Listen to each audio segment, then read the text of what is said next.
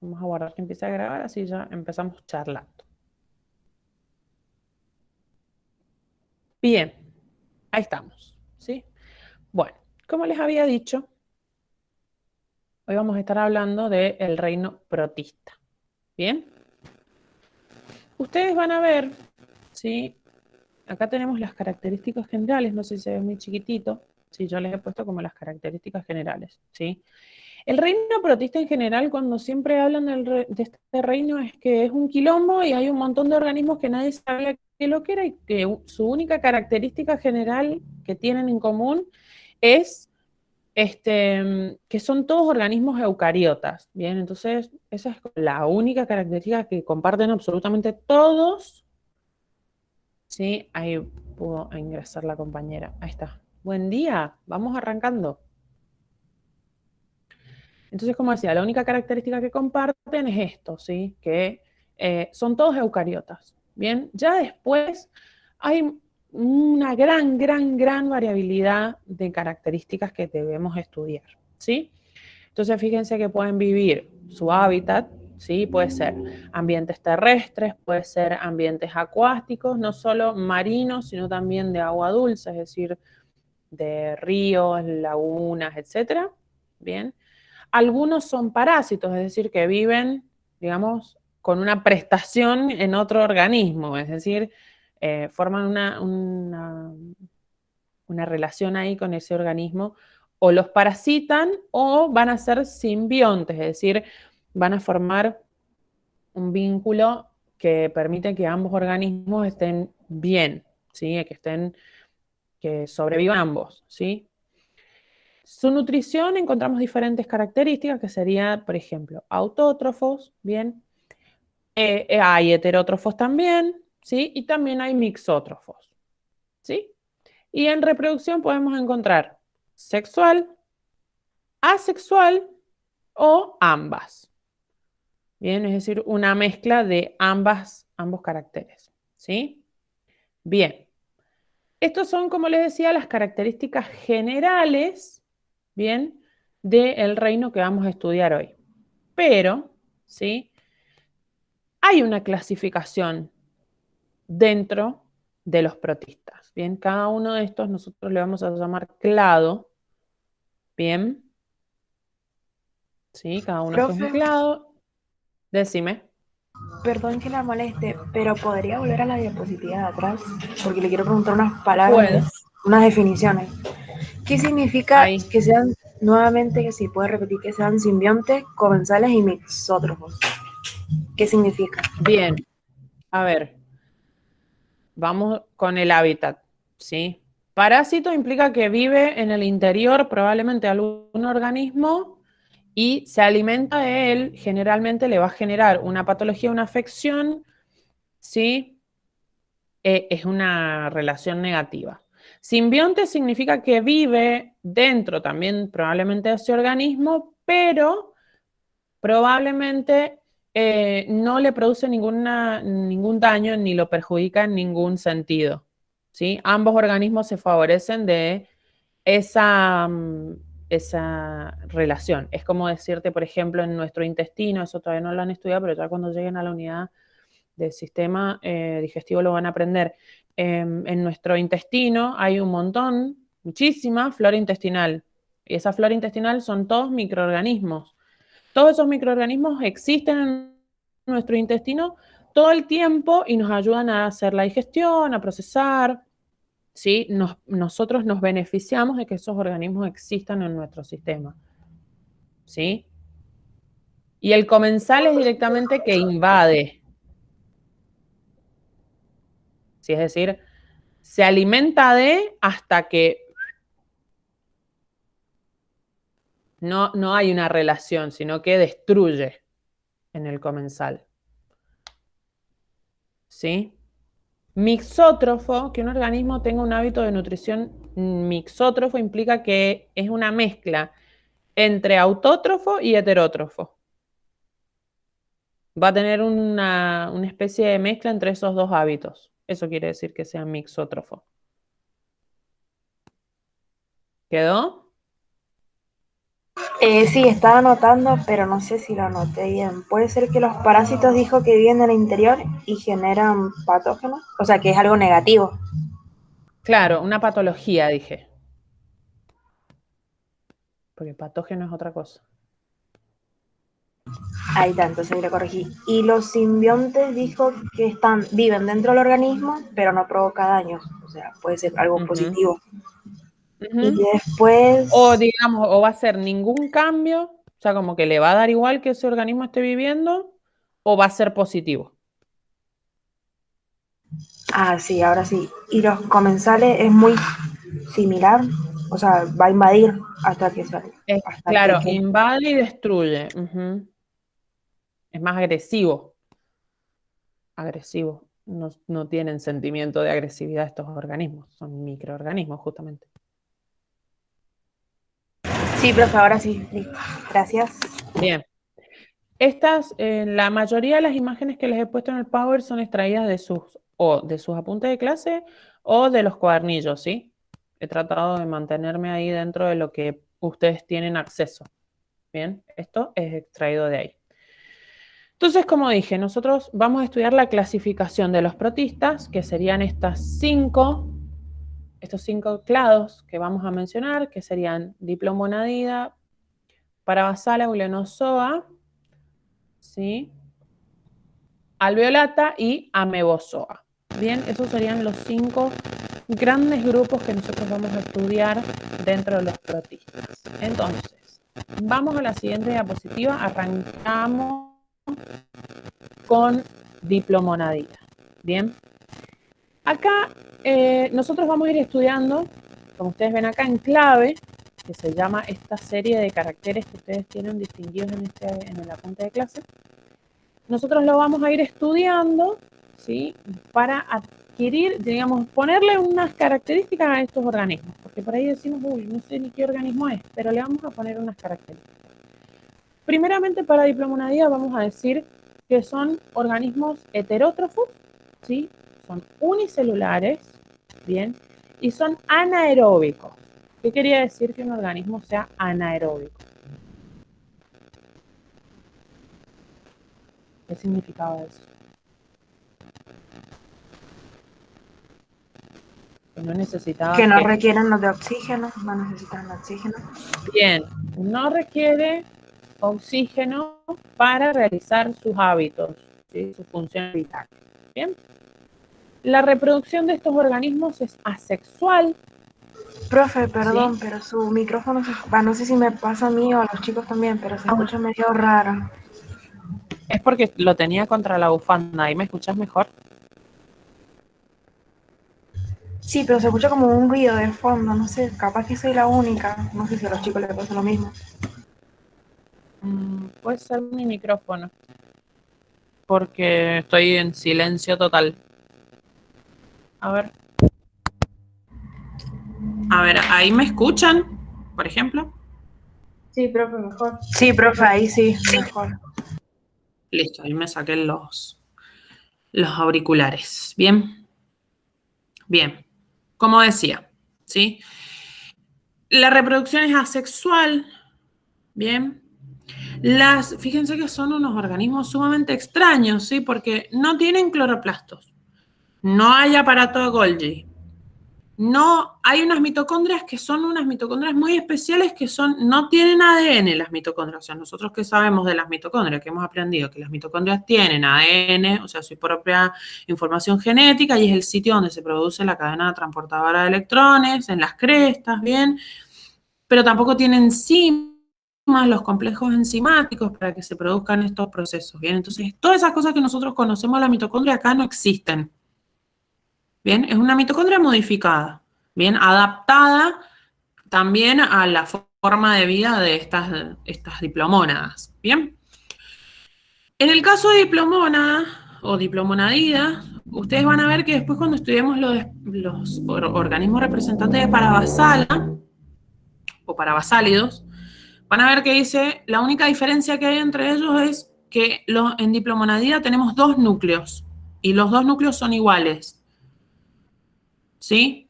Tienen muchísimos flagelos, bien, y habitan en general en agua dulce y pueden ser simbiontes o pueden ser parásitos. Y es el caso que yo les he puesto, esa es la imagen que están viendo ahí de Giardia, ¿bien?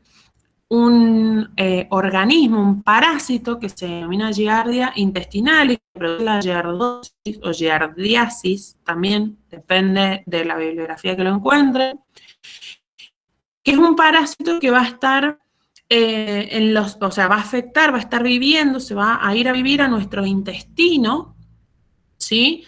Por una transmisión que, fíjense que acá les dice transmisión fecal-oral, es decir, las personas que han adquirido la Giardia intestinalis probablemente han bebido agua contaminada o han consumido un alimento contaminado con materia fecal, ¿sí?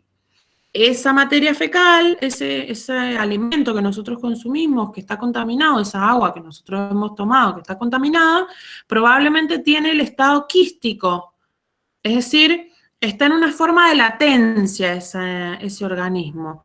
Está esperando entrar a algún lugar para parasitar. Bien, ese es el caso de la giardia. En la siguiente diapositiva les he puesto el ciclo. Bien, fíjense que aparece acá abajo donde dice 1. Ustedes pueden ver la giardia en su estado quístico, en su estado ya, digamos, maduro. Bien, que está presente, o sea, les dice como que está presente en el intestino, ¿sí? Y nosotros lo podemos adquirir mediante la ingesta, como dijimos, de agua o de alimentos contaminados. Esto sucede por ahí cuando no lavamos apropiadamente las frutas y las verduras, ¿sí? Porque a veces las aguas de riego no son aguas 100% potables. Entonces, ahí se complica, por eso hay que ser muy cuidadoso cuando lavamos, cuando compramos una verdura, lavarla e higienizarla apropiadamente. Bien. Los síntomas de esta patología es la diarrea. Bien, básicamente diarrea. ¿Sí? ¿Se entendió hasta acá? ¿Alguna duda? ¿Alguna pregunta?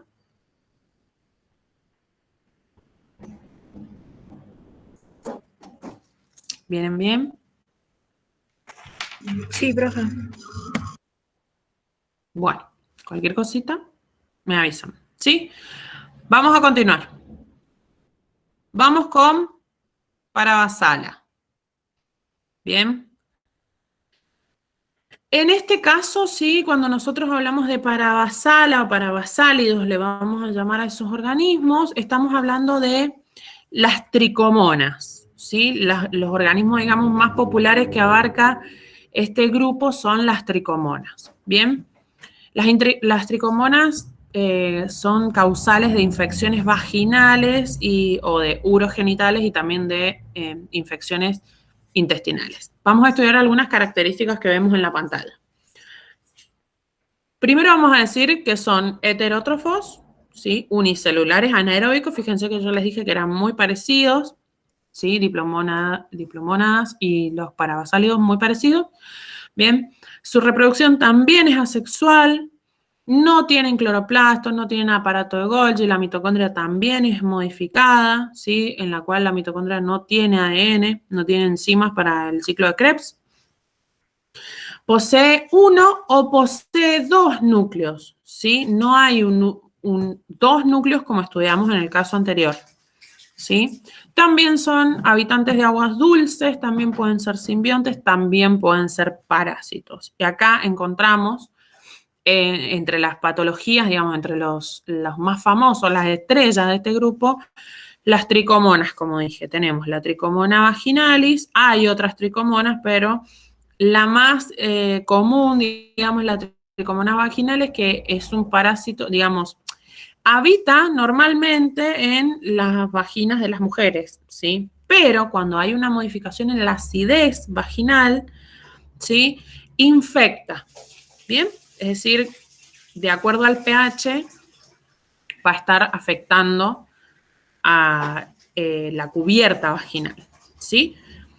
Va a desplazarse, ¿sí? A partir de ese desbalance en la acidez, se va a desplazar hacia adentro, es decir, hacia el interior del tracto urogenital, ¿bien? Y lo que genera es una enfermedad que se llama tricomoniasis, ¿bien? O tricomoniasis urogenital, que es una infección de transmisión sexual. Ojo ahí, ¿bien? Es en los hombres asintomática, en las mujeres sí tiene síntomas y se llama la patología vulvovaginitis. ¿Sí? Ese sería como el representante más famoso que tenemos que conocer. Atentos a las imágenes, ¿sí? Porque puede pasar que se les ponga alguna imagen y se busque que ustedes identifiquen qué organismo es. ¿Dudas, preguntas, consultas? No, pero Bien.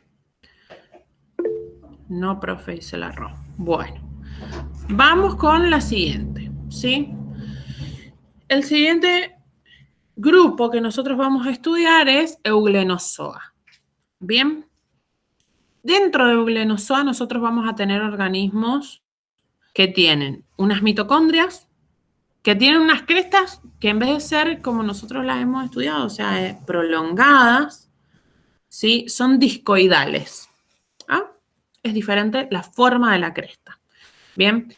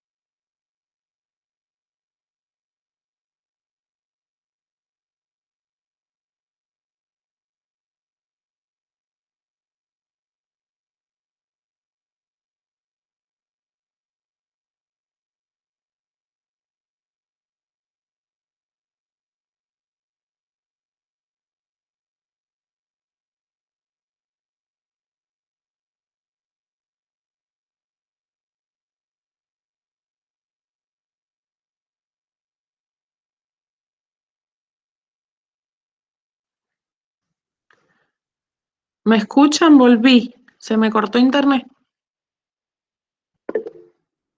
Ahí sí. Perfecto. Bien.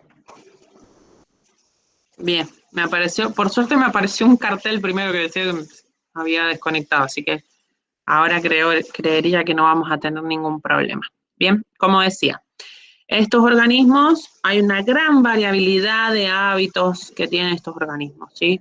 Decimos unicelulares, algunos son heterótrofos, otros son autótrofos, algunos son fotosintéticos, ¿bien? Algunos son parásitos, ¿sí? En general estamos hablando de que en Euglenozoa estos organismos tienen una membrana plasmática, ¿sí? Y está rodeada esa membrana plasmática por una cubierta proteica, ¿sí? Además, fíjense que les da una característica que es un bastón cristalino, ¿sí? En el interior de los flagelos. Todas estas características que nosotros estamos haciendo mención, estamos mencionándolas porque son caracteres que podemos observar al microscopio. Bien, es decir, que en el momento, si en algún momento ustedes se dedican a la investigación o algo por el estilo, ¿sí? Es importante saber esas características porque es lo que les permite reconocer y decir es tal, es fulano o es mengano, por así decirlo. Bien, entonces, dentro de Euglenozoa nosotros tenemos, ¿sí? Que vamos a estudiar los cinetoplástidos. Bien, los cinetoplástidos son organismos unicelulares, en general son heterótrofos, ¿sí?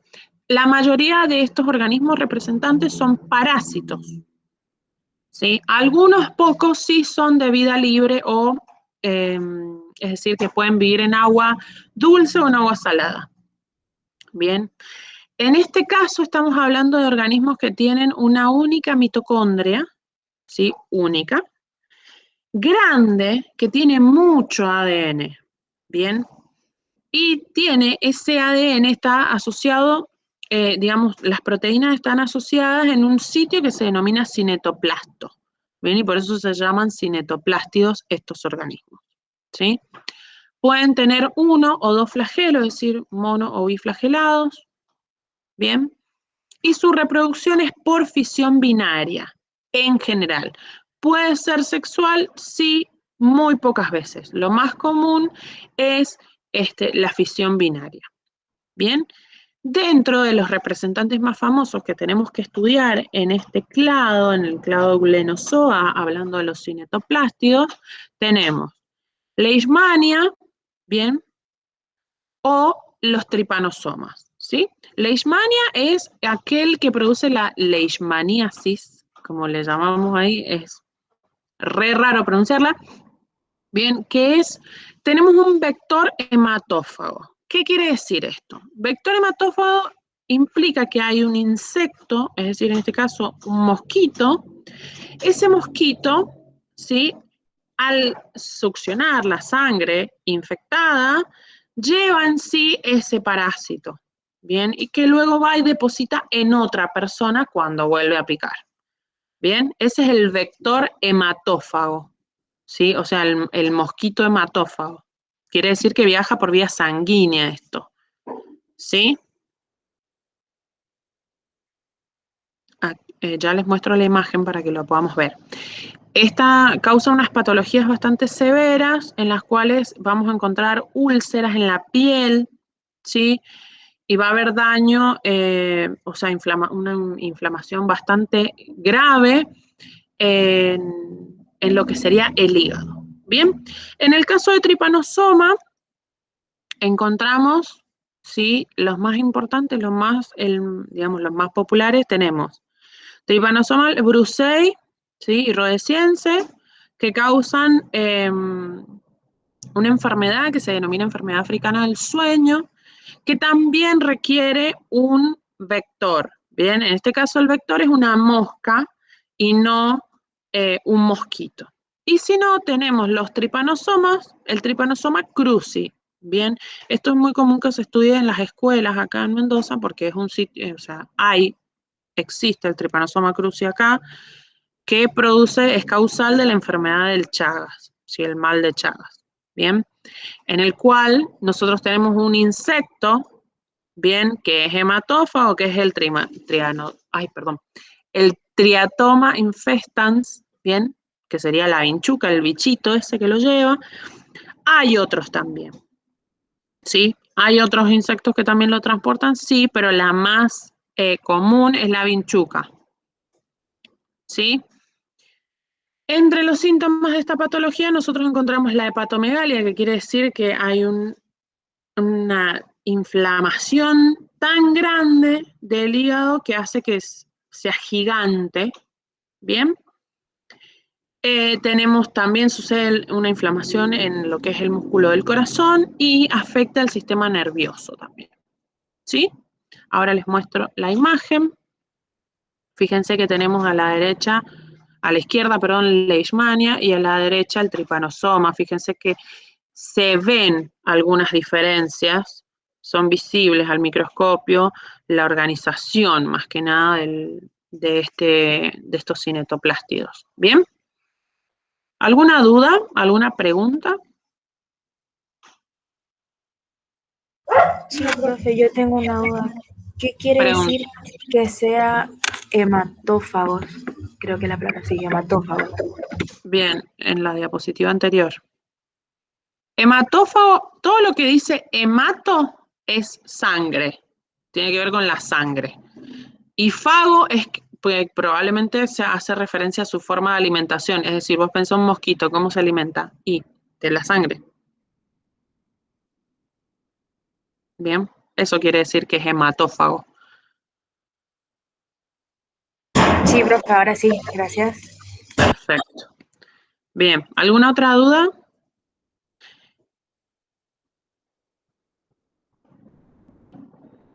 Seguimos entonces. Vamos con la diapositiva siguiente. Bien. Vamos a hablar entonces ahora, vamos a pasar a otro clado, que es el alveolata. Bien. En alveolata nosotros encontramos organismos que son unicelulares, ¿sí? La mayoría, algunos son fotosintéticos, muchos de ellos tienen cilios, algunos, y algunos otros son flagelados. Bien. En este caso, estos organismos, por eso se denominan alveolata, bien, tienen en su interior sacos que están delimitados por una membrana y eso genera como una vesícula, o también llamado alveolo, bien, y por eso se llaman alveolata. ¿Sí? Están por debajo de la membrana plasmática, estas vesículas o alveolos. Bien. Bien, dentro de alveolata nosotros vamos a encontrar dinoflagelados, apicomplexos o esporozoos y los ciliados. Bien. Vamos entonces con los primeros que vamos a estudiar, que son los dinoflagelados. Bien.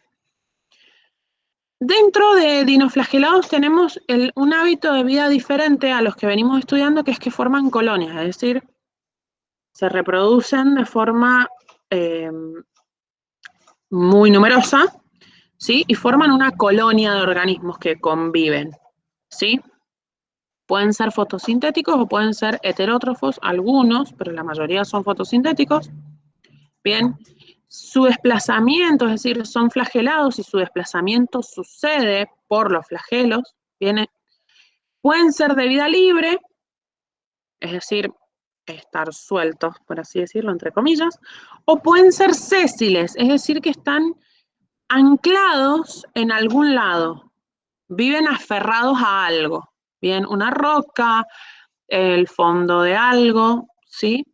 Eso quiere decir que es sésil, que es un organismo que está vivo, pero vive agarrado de algo, ¿sí? Algunos, no muchos de los organismos de este grupo son parásitos, pero no muchos. En general son endosimbiontes, ¿sí? El hábitat de los dinoflagelados, como dijimos, que en su vida libre, digamos, es acuático en general, ¿sí? Agua dulce, agua salada, es lo más normal, y participan, son los componentes del fitoplancton. Bien, el fitoplancton es toda la, digamos, flora de microorganismos que existe en el mar. Bien, muy importante para la alimentación, para la limpieza del mar, ¿sí? Para la alimentación de ciertos organismos. Es muy importante que estos organismos existan en el mar, ¿sí?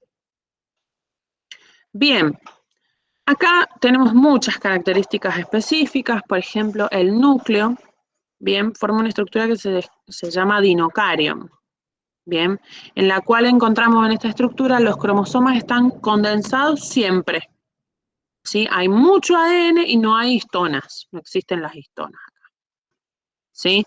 Tienen estos organismos un medio de defensa, por así decirlo, que es una estructura filosa que se llama tricocistos, ¿bien? Su división, pueden dividirse por mitosis, o sea, pueden realizar la división de mitosis, ¿bien? Pero los cromosomas, en este caso, en este tipo de mitosis, están anclados a la membrana nuclear. Bien, la membrana nuclear que nosotros conocemos con la mitosis se desintegra, en este caso no sucede.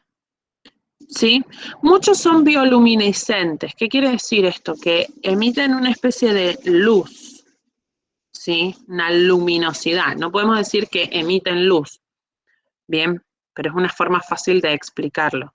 Tienen una cierta, reflejan de cierta manera y permite que ese organismo se vea aún en la oscuridad, ¿sí? Muchos de estos organismos, ¿sí? Que se los voy a, les pasamos la diapositiva siguiente, ¿sí? Algunas especies de estos organismos, en general son de color rojo, generan muchas toxinas, ¿sí? Y que, digamos, no es uno, sino que son hasta 60 millones de células que existen, ¿sí? En determinadas condiciones ambientales, no va a suceder en cualquier condición ambiental, y esto forma algo que se conoce como la marea roja, ¿bien?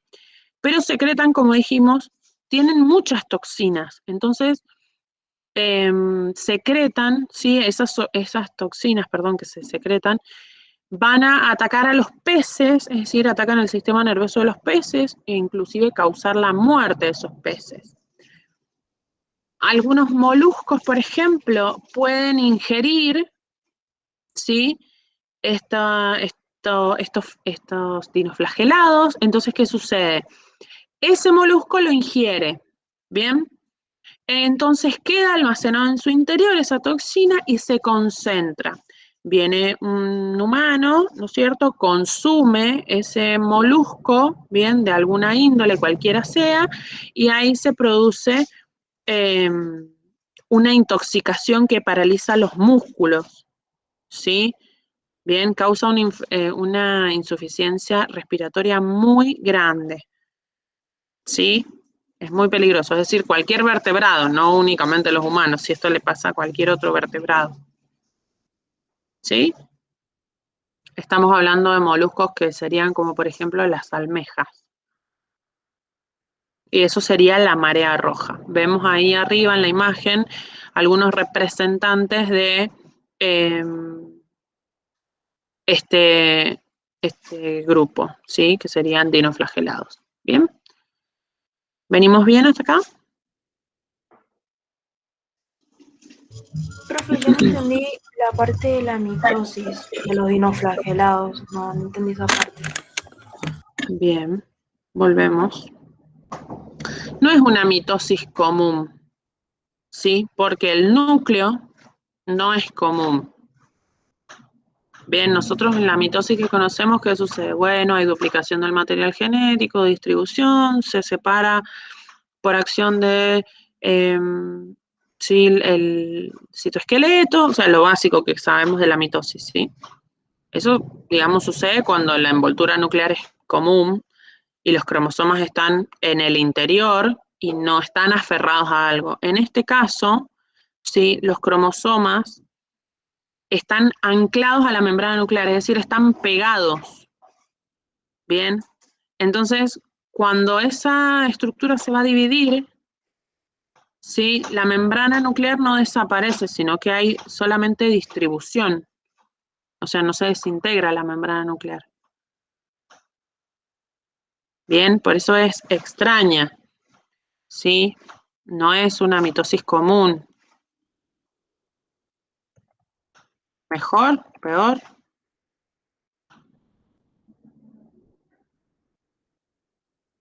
Sí, profe, sí, creo que voy a buscar una foto para ver cómo sería, porque A ver si algo... te puedo, a ver si te puedo buscar una imagen.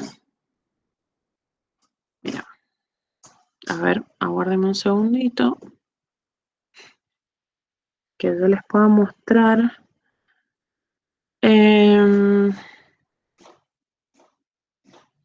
Una imagen.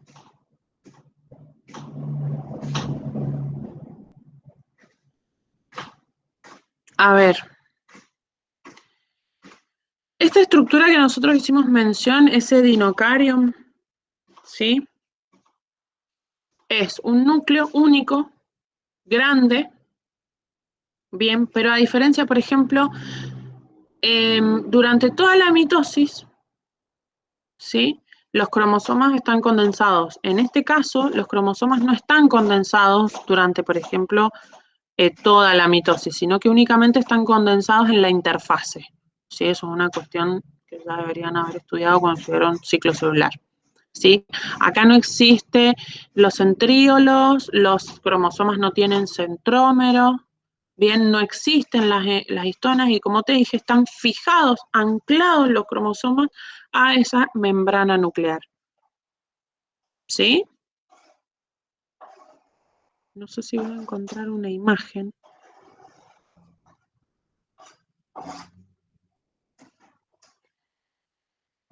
¿Mejor o peor? Sí, profe, ahora con lo último que dijo, sí, ya lo puedo Un poco resaltar. mejor. Bien. Perfecto. Bien. Entendido entonces estos organismos, ¿sí? La importancia de la marea roja, el fitoplancton y todas esas cuestiones. ¿Sí? Sí, profe. Bien. Volvamos entonces, vamos con... Acá volvemos a ver las imágenes. Acá. Habíamos dicho que dentro del alveolata nosotros teníamos dinoflagelados y apicomplexos, ¿bien? O también denominados esporozoos, ¿sí? Dentro de estos organismos nosotros vamos a encontrar parásitos, ¿sí? Parásitos que son intracelulares, ojo, ahí, porque están en el interior de la célula, es decir, no están viviendo simplemente en un intestino, sino que están viviendo en el interior de una célula, ¿sí? También pueden ser extracelulares. Tienen un ciclo de vida bastante complejo, que no sé si ustedes lo han estudiado, la alternancia de generaciones, es decir, que tiene un ciclo de vida donde tiene una fase haploide y tiene una fase diploide, y va alternando entre esas dos formas, digamos, de acuerdo a si se va a reproducir o no se va a reproducir. Bien, es bastante extraño, bastante complejo, ¿sí? Tienen un desplazamiento especial que es por flexión, ¿sí? No tienen estructuras como los cilios y los flagelos. El representante más común acá es Plasmodium, ¿sí? Del género Plasmodium. Bien, dentro de este género nosotros encontramos a la patología que conocemos como la malaria, bien, o también se llama paludismo, bien. Esta patología, como dije, está causada por este organismo, Plasmodium, ¿sí? Este organismo, esta enfermedad, a ver, primero que nada, la enfermedad es una enfermedad muy común, ¿sí? Es la enfermedad más grave, más común conocida en el mundo, ¿sí? Pero únicamente 4 especies de Plasmodium van a llevar, digamos, pueden causar la malaria, que serían Vivax, Ovale, Malariae y Falciparum. Bien, todos estos organismos pertenecientes al género Plasmodium generan un tipo de malaria un poco diferente del otro, pero en fin, sigue siendo la misma enfermedad. Vivax, Ovale y Malariae pueden generar fiebre, ¿sí? Pueden generar escalofríos y una debilidad muscular a lo largo de 10 y 14 días, que sería el ciclo, ¿sí? Pero no suele ser fatal. Cuando es, digamos, la intoxicación por falciparum, ¿sí? Plasmodium falciparum, es letal si no es diagnosticada de forma temprana y tratada, respectivamente. Bien, creo que les puse acá, ¿sí? Porque, ¿qué pasa? Fíjense que yo les dije, no sé si alcanzó a hacer la mención. Acá ustedes ven que ese Plasmodium no vive solo, sino que necesita un vector. Bien, el vector es un mosquito, que es el mosquito hembra del género Anopheles. Bien, eso sería el vector que requiere. Pero, ¿qué pasa? Va el mosquito, pica a una persona infectada, lleva en su interior este organismo, este microorganismo. Va ese mismo mosquito y pica a otra persona, una persona que no está infectada.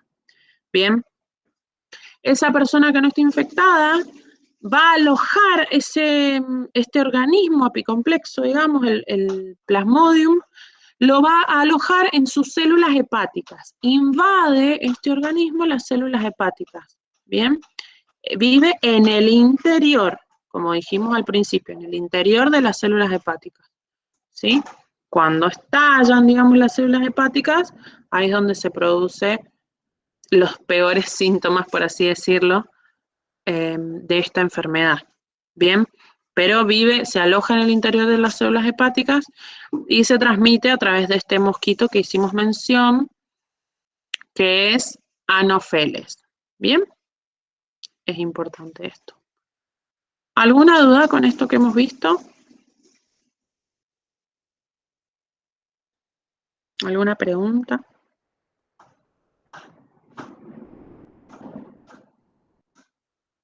¿No? No, profe, de mi parte no. Bien. Sigamos entonces, ¿bien? Ninguna duda, perfecto. Vamos entonces con el último grupete que vamos a estudiar, bien, que es Amebozoa, ¿sí? Dentro de estos organismos, ¿sí?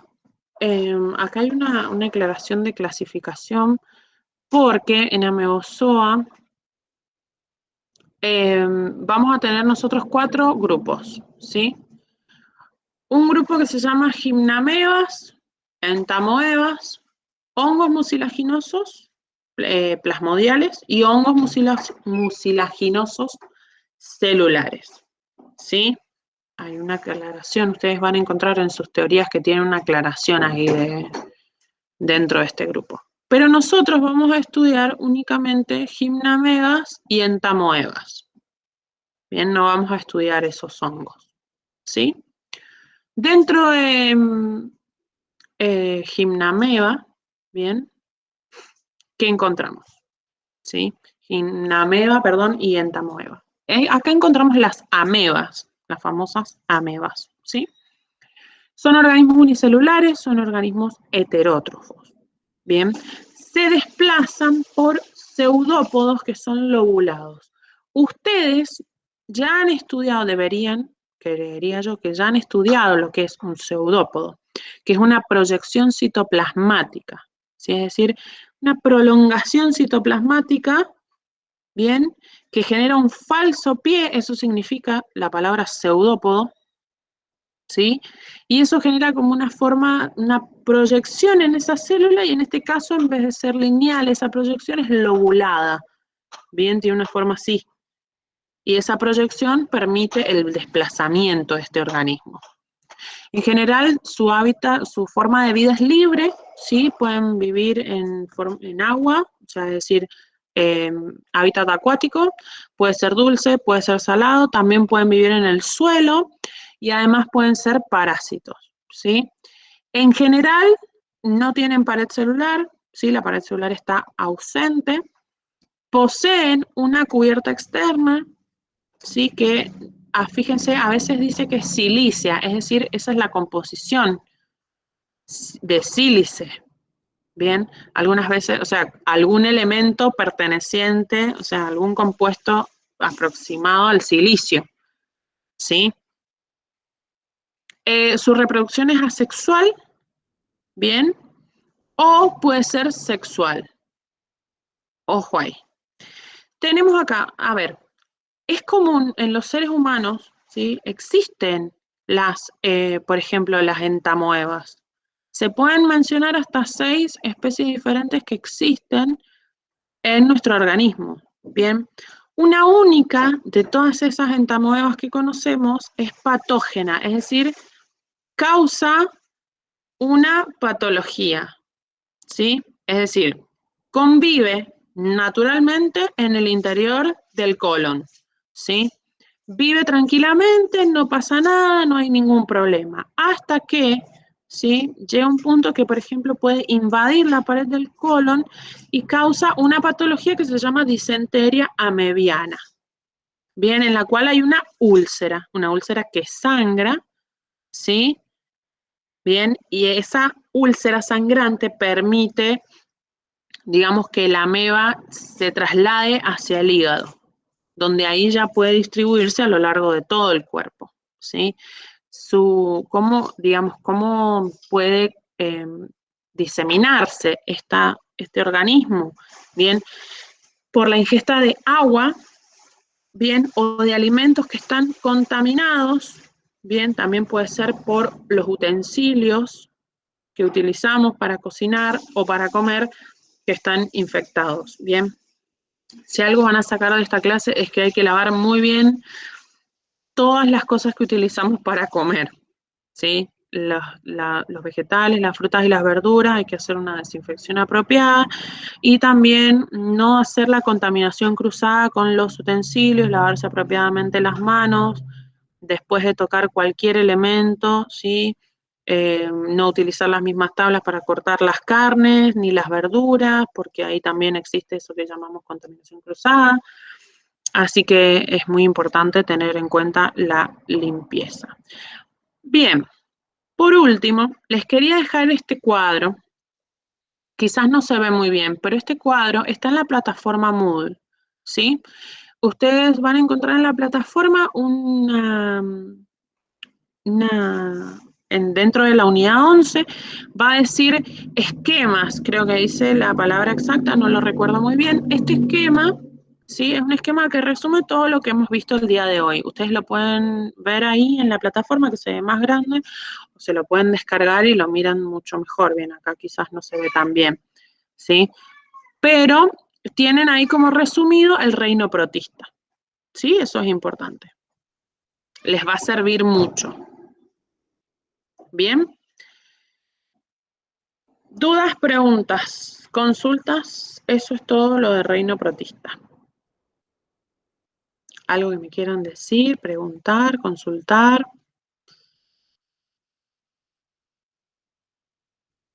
¿Vienen bien? De mi parte no, dice Cami. Bueno. No, pero... Bueno. Bueno, ¿qué vamos a hacer ahora? Porque nos quedan unos minutitos de clase. Voy a dejar de presentar. Ahí está. Bien. Lo que vamos a ver ahora, les pido si tienen a mano, vamos a ver el trabajo práctico general, ¿sí? Es decir, a continuación de la teoría, ustedes tienen el apunte de clase y luego tienen un trabajo práctico general. ¿Bien? ¿Lo tienen a mano? ¿Lo pueden ver?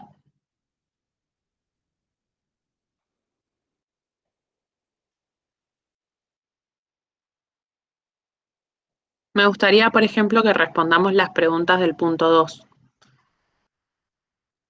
¿Por qué les digo esto? Porque muchas veces en los exámenes no se les va a preguntar, digamos, ustedes ven todas esas características que deben conocer, ¿sí? Pero en general por ahí no se les va a preguntar así puntualmente por una característica, sino que se les va a poner directamente como la marea roja, se les va a hacer alguna mención a la marea roja, o se les va a hacer alguna mención a alguna patología especial, y ustedes tienen que, por ejemplo, poder reconocer a qué organismo está vinculado. Entonces también es importante el punto 3, por ejemplo, del trabajo práctico, ¿sí? Aguarden un segundo, que hay alguien que se quiere unir. Bien, bien, vamos a cortar la grabación. Así terminamos